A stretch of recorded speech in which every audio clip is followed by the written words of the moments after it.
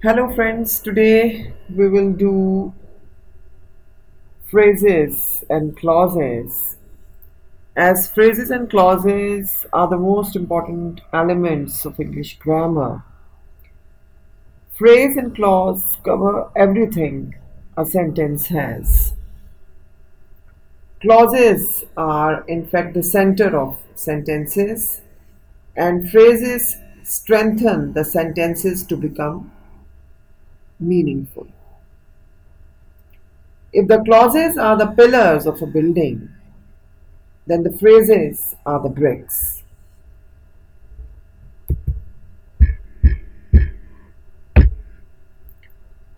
Now, what a phrase is?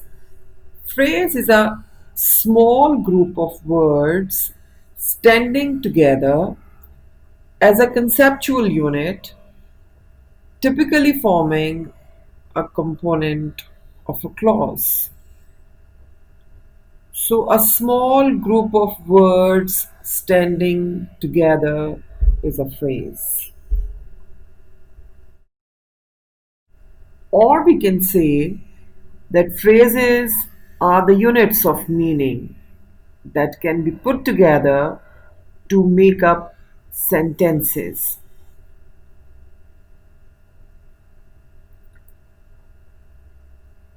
Units of meaning.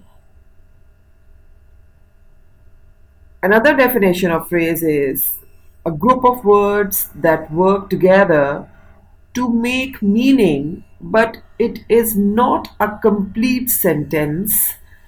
In other words, it does not have both a subject and a verb. So this is the key difference between the phrase and clause, that in phrase we do not have both subjects and verb together. Now there are many types of phrases.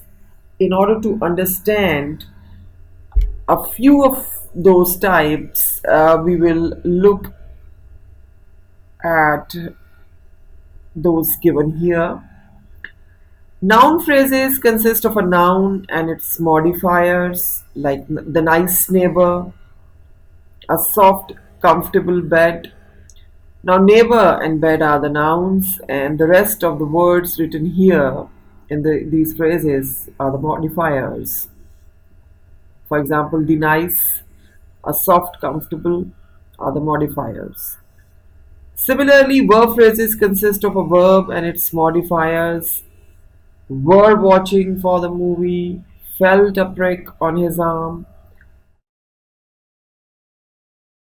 So these are the verb phrases along with their modifiers. Now comes the adverbial phrases.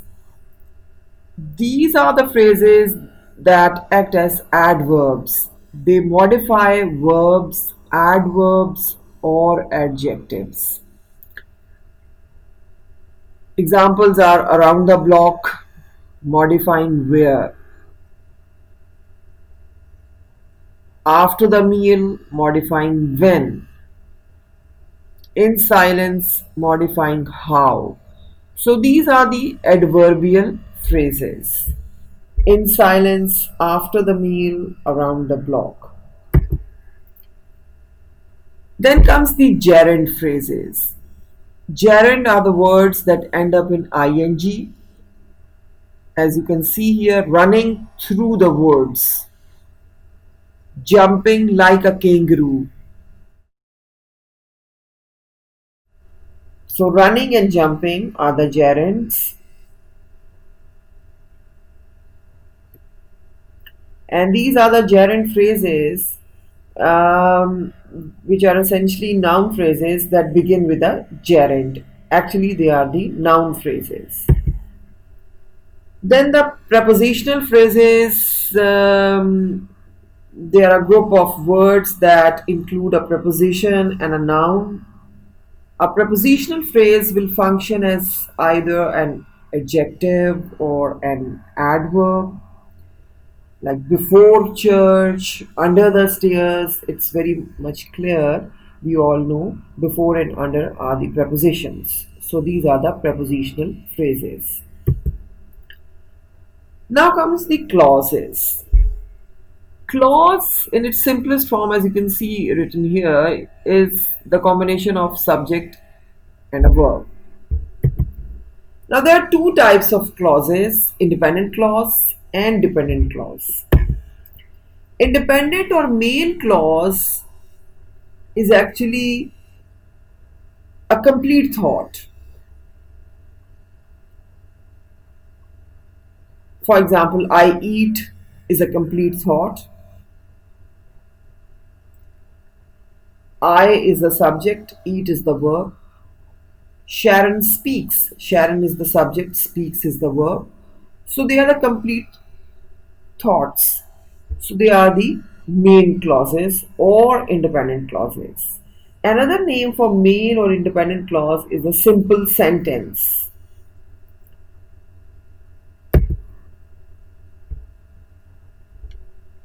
Other examples are subject plus verb, predicate.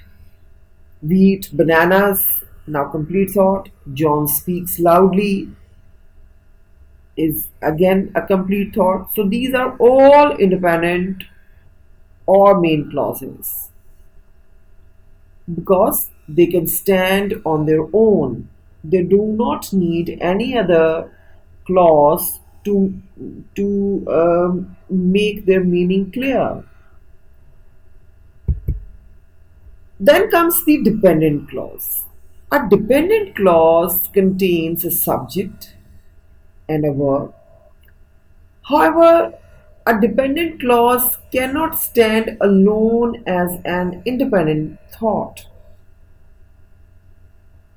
They must be joined with an independent clause to be grammatically correct. As you can see in the example given here, every night before I go to bed, I eat bananas. Now, I eat bananas, the thought is complete. But if we just look at this part of the sentence where every night before I go to bed, the thought is not complete, the meaning is not complete. So, every night before I go to bed, the meaning is incomplete, it is not a complete thought, so it is a dependent clause. Further, you can see here every night before I go to bed. This is not a complete thought and therefore not a sentence in English. Every night before I go to bed, what happens? It's not mentioned. It's not clear. This idea must be joined with an independent clause to be grammatically correct. So, we can understand the difference between these two type of clauses, that is independent and dependent clause, by looking at the given examples. He will take the dog for a walk is an independent clause, main clause. When he has finished his work is the dependent clause because it needs another clause to make its meaning clear. Peter met an old friend, main clause. Independent clause. While he was out walking is a dependent clause. We will miss the train, independent clause, main clause. If we don't hurry, dependent clause. Dad was angry, independent clause. Because I broke his spectacles, dependent clause. Now, difference between a phrase and a clause is a phrase does not make complete sense, a clause makes complete sense, a phrase does not contain a subject and a predicate, a clause contains subject and predicate, a phrase cannot stand alone as a simple sentence, a clause can stand alone as a simple sentence. Examples of phrases are in the park, how to do it, find beaches. Examples of clauses are who gave you a book, you have made a mistake, that is made of gold. Now, these are the main differences between phrases and clauses. We will definitely do more exercises in order to make the concepts more clear. For now, I would like to say thank you for watching my video. Inshallah, see you next time. Allah Hafiz.